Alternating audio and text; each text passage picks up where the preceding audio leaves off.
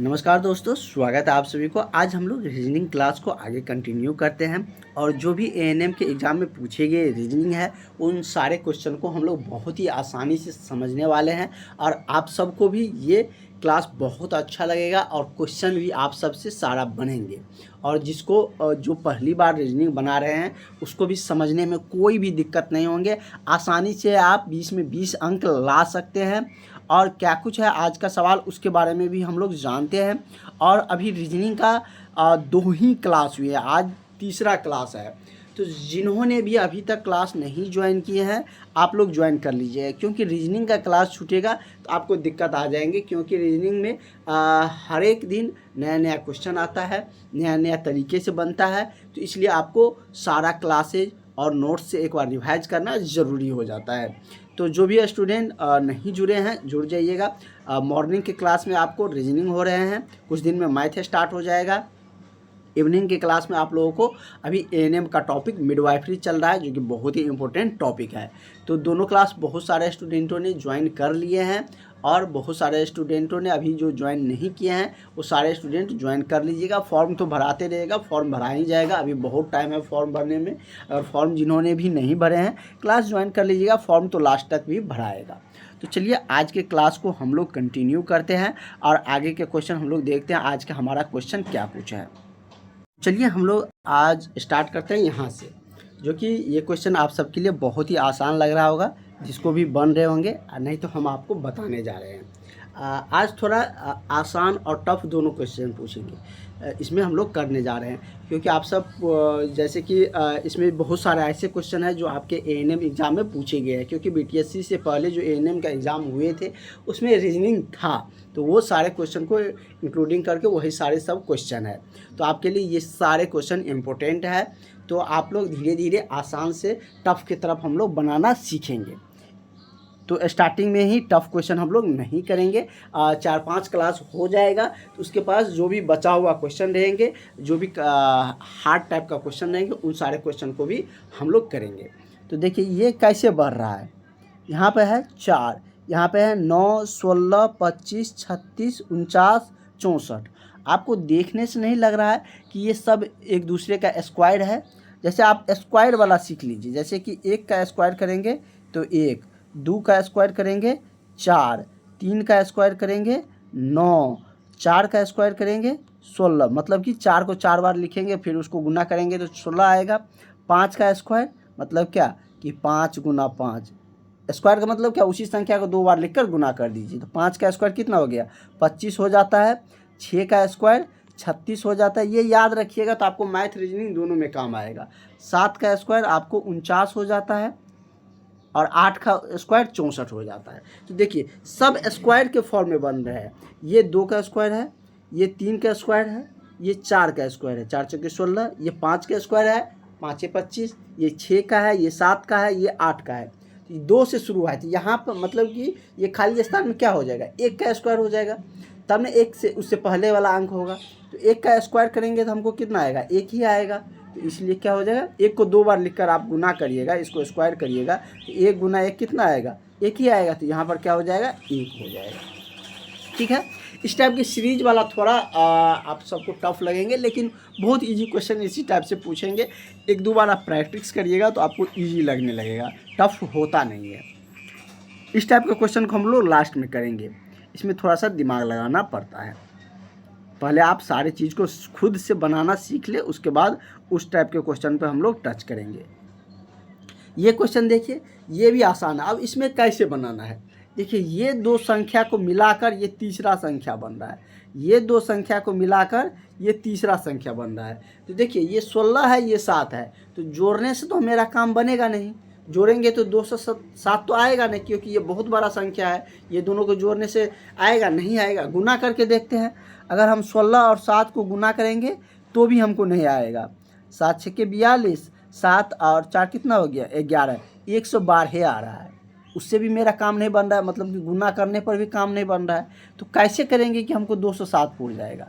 तो अगर इस टाइप से आएगा, नहीं पूर रहा है, तो आप स्क्वायर पर सोचिए। देखिए 16 का स्क्वायर करिए, कितना आता है, 16 गुना 16 आप गुना करके देख लीजिएगा, मोबाइल में तो सबको आ जाता है। गुना करके आप किसी कॉपी पर एक से, वैसे हम शॉर्ट नोट आपको प्रोवाइड कर देंगे, इसमें ये सब भी लिखा रहेगा कि स्क्वायर किसका स्क्वायर कितना होता है, क्यूब कितना होता है, इसका कितना होता है 256। जो भी नए बैच में जुड़े रहेंगे उसको वो सारी चीज़ें मिल जाएंगे। और वही 7 का स्क्वायर करेंगे तो अभी ही देखे थे कि 49 होता है।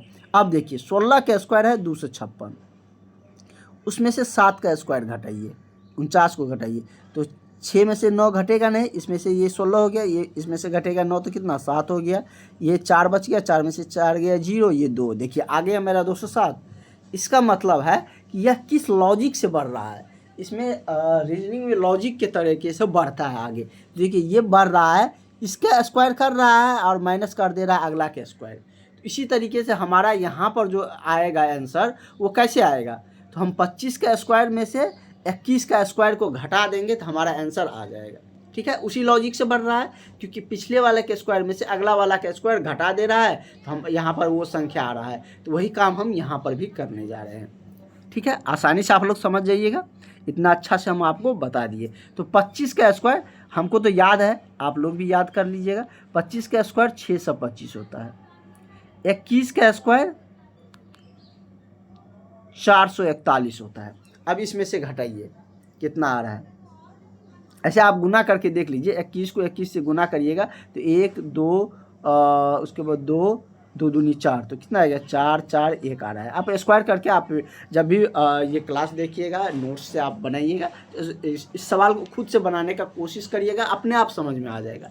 कैसे तरीका है बनाने का वो बता दिए, एक बार प्रैक्टिस करिएगा आपको आ जाएगा। देखिए 6 से 25 में से आप कितना घटाइए, 6 से 25 में से आप कितना 21 का स्क्वायर 441 को घटाइए। देखिए 4 ये 2 में से नहीं घटेगा तो इसमें से पैसा देंगे तो 12, 12 में से 8 गया, 4 गया तो 8, और ये कितना 5 में से 4 गया तो कितना है 184। अब देखिए ऑप्शन में कहीं पर 184 है, यहाँ पर दिया गया है 184, तो इसका करेक्ट आंसर क्या हो जाएगा, ऑप्शन नंबर आपका ये डी, मतलब कि ये हो जाएगा 184। समझ गए, कोई किसी को दिक्कत, क्योंकि हम सब करके देखे, जोड़ के देखे थे तो हमको नहीं पूर रहा था। वैसे तो देखने से ही लग रहा है कि इन दोनों को जोड़ने पर हमको ये तीसरा संख्या आएगा नहीं, गुना करने पर भी नहीं आएगा क्योंकि ये बहुत बड़ी संख्या है, तब हम स्क्वायर की तरफ जाएंगे।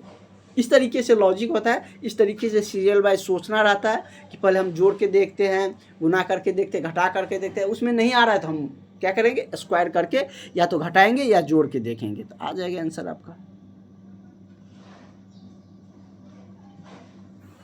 इसमें देखिए इधर से देखिएगा तो क्या हो रहा है,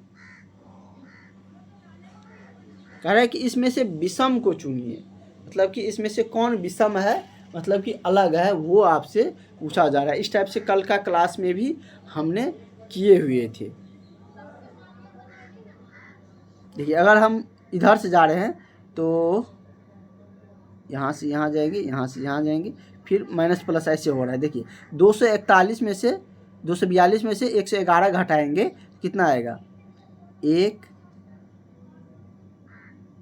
और उसके बाद 3 1, वही ना, और इसमें से इसको घटाएंगे, इसमें से इसको घटाएंगे तो 1 4 1, अब इसमें से इसको घटाएंगे, अब ये बड़ा वाला है तो इसमें से माइनस आ जाएगा, तो घटाएंगे तो कितना हो जाएगा 0, और कितना आ रहा है 2 और 1 120 आ रहा है। ठीक है, तो इसमें विषम का रहा है, तो इसमें से आप सीरियल वाइज घटा कर देखिएगा तो यहाँ पर मतलब कि डिफरेंस आ जाता है, तो इसका ये हो जाए इस तरीके से। और आगे इजी क्वेश्चन है वहाँ से समझाएंगे तो फिर इस टाइप से और भी क्वेश्चन आपको बनने लगेगा।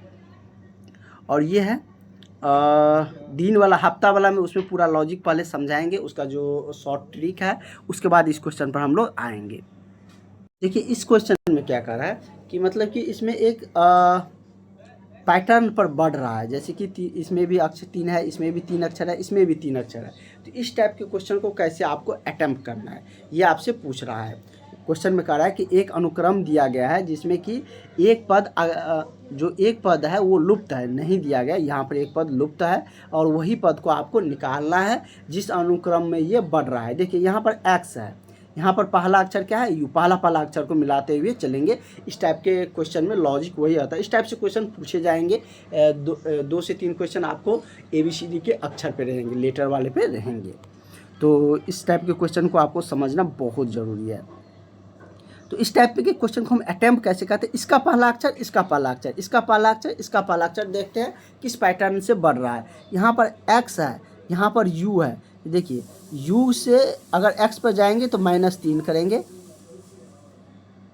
अगर x से हम u पर जाएंगे तो -3 करेंगे तो क्या आएगा, u आ जाएगा। नहीं तो आप ऐसे नहीं सोच पाते तो इधर से सोचिए। देखिए o से r गया, इसका पहला अक्षर, इसका पहला अक्षर, मतलब कि क्या होता है, ओ के बाद क्या होता है, PQR, 3 बढ़ा यहाँ से, तो यहाँ पे देखिए 3 से बढ़ा, R के बाद देखिए U पे गया, तो R के वैसे जोड़िए आप, RSTU, 3 बढ़ा, मतलब कि इधर से सोचेंगे तो 3 बढ़ा है, लेकिन ऐसे जाएंगे तो 3 घट रहा है। U के बाद क्या है,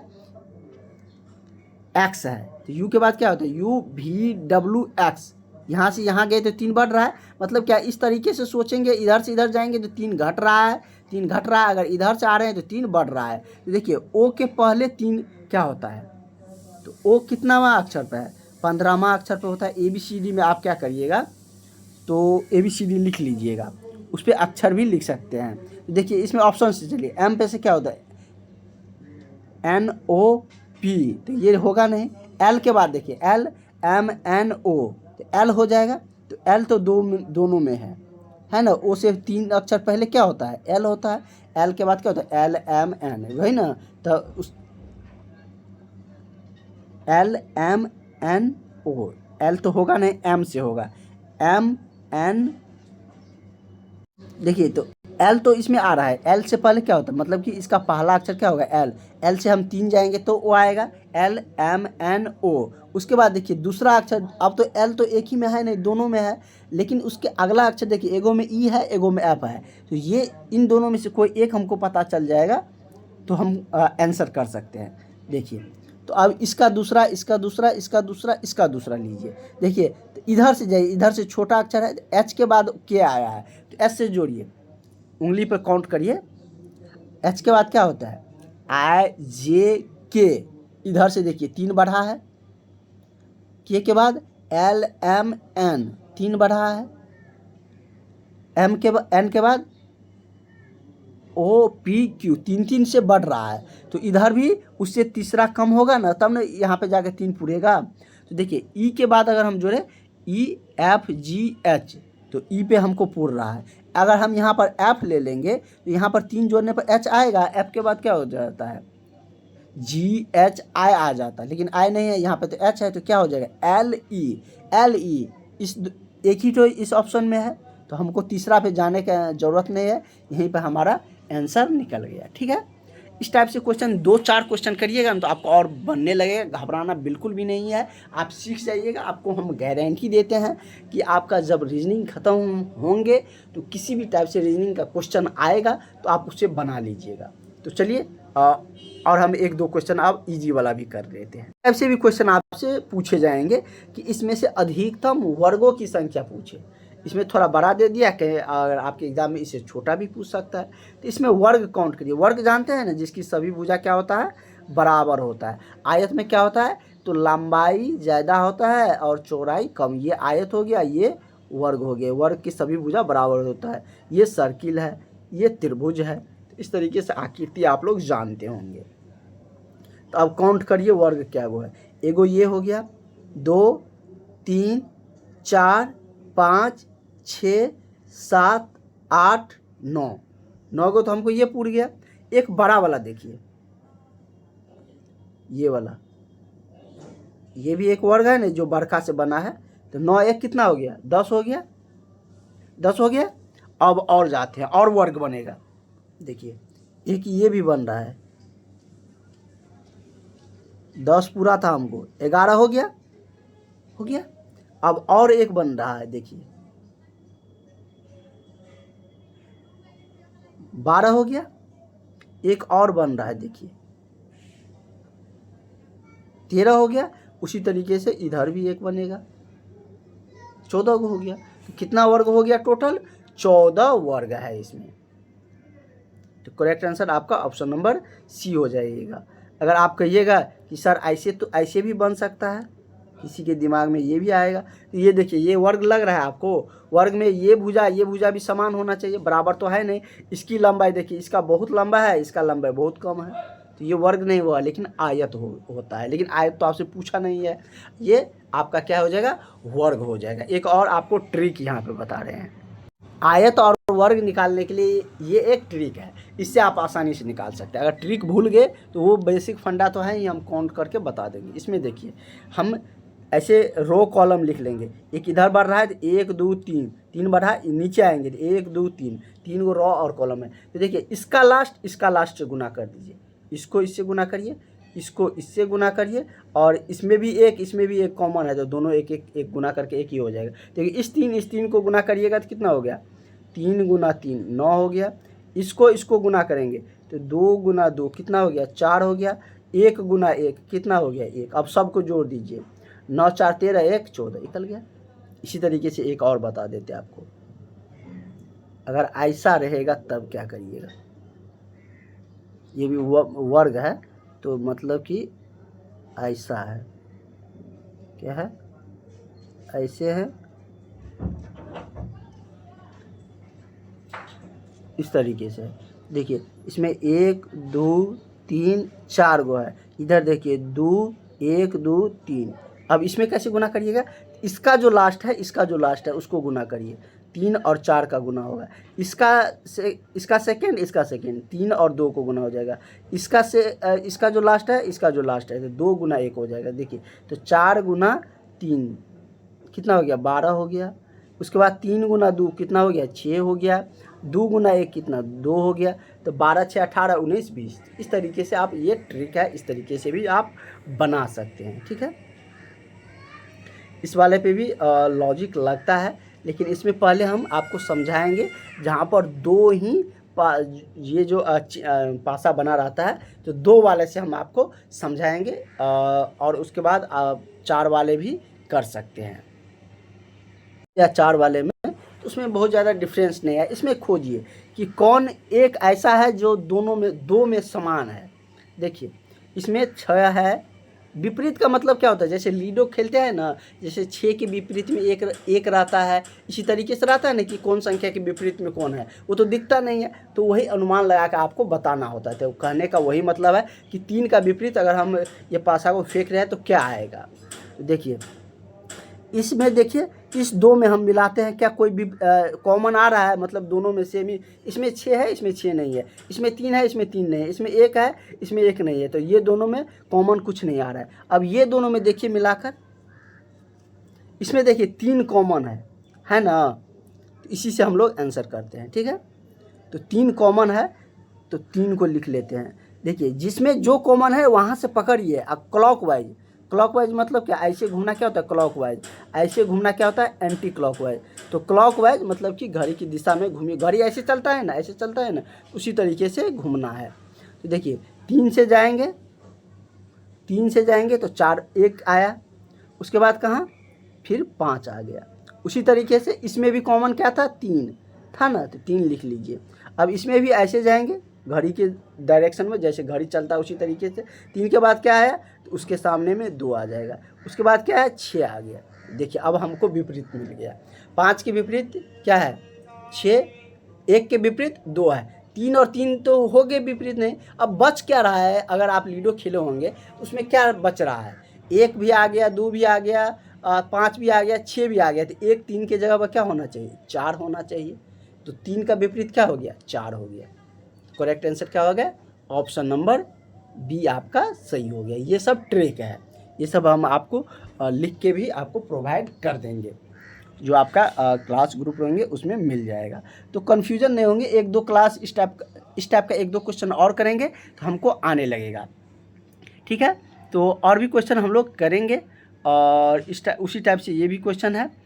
और आज के क्लास में हम लोग यहीं तक रहने देते हैं, क्योंकि इसमें बहुत ज़्यादा क्वेश्चन ऐसे भी थे जो सोचने समझने वाले थे, और आप सब कहिएगा कि बहुत सारा क्वेश्चन एक दिन में करवा दिया गया, ये आप बना सकते हैं।